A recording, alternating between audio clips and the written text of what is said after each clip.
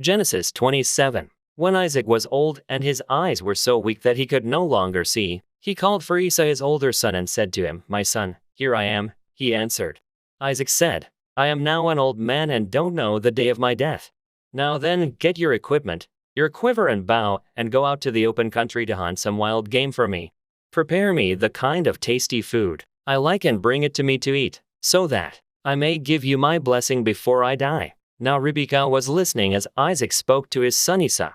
When Esau left for the open country to hunt game and bring it back, Rebekah said to her son Jacob, "Look, I overheard your father say to your brother Esau, 'Bring me some game and prepare me some tasty food to eat, so that I may give you my blessing in the presence of the Lord before I die.' Now, my son, listen carefully and do what I tell you. Go out to the flock and bring me 2 choice young goats, so I can prepare some tasty food for your father, just the way he likes it.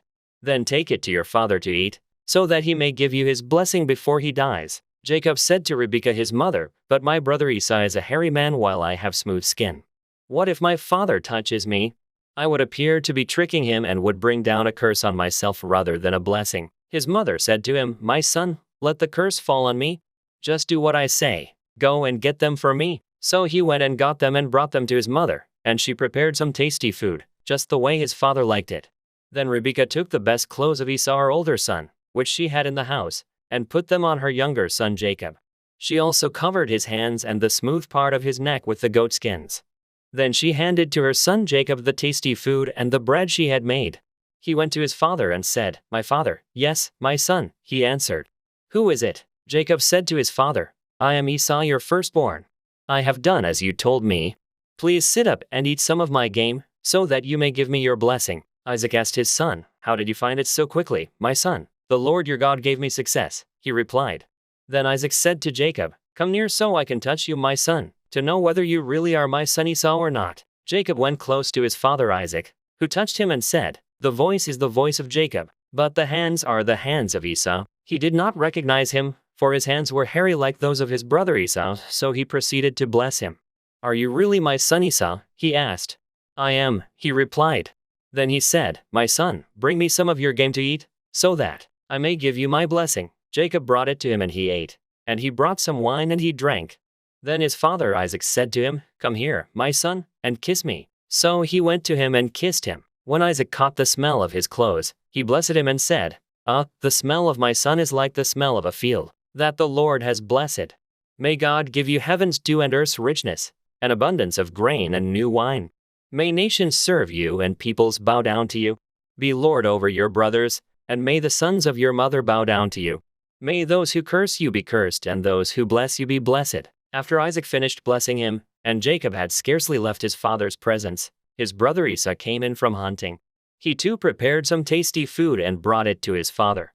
Then he said to him, "My father, please sit up and eat some of my game, so that you may give me your blessing." His father Isaac asked him, "Who are you?" "I am your son," he answered, "your firstborn, Esau." Isaac trembled violently and said, "Who was it, then, that hunted game and brought it to me?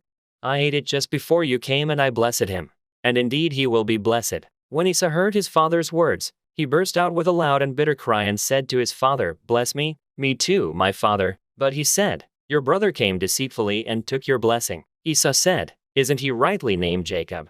This is the second time. He has taken advantage of me. He took my birthright, and now he's taken my blessing." Then he asked, "Haven't you reserved any blessing for me?" Isaac answered Esau, "I have made him lord over you and have made all his relatives his servants, and I have sustained him with grain and new wine. So what can I possibly do for you, my son?" Esau said to his father, "Do you have only one blessing, my father? Bless me too, my father." Then Esau wept aloud. His father Isaac answered him, "Your dwelling will be away from the earth's richness, away from the dew of heaven above. You will live by the sword and you will serve your brother.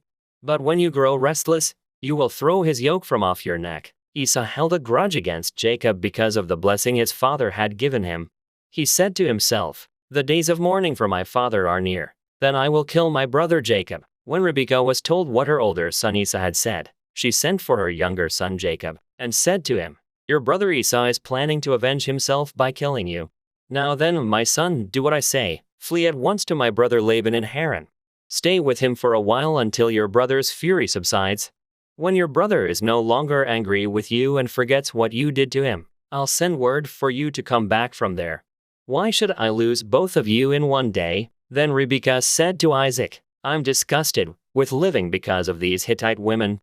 If Jacob takes a wife from among the women of this land, from Hittite women like these, my life will not be worth living."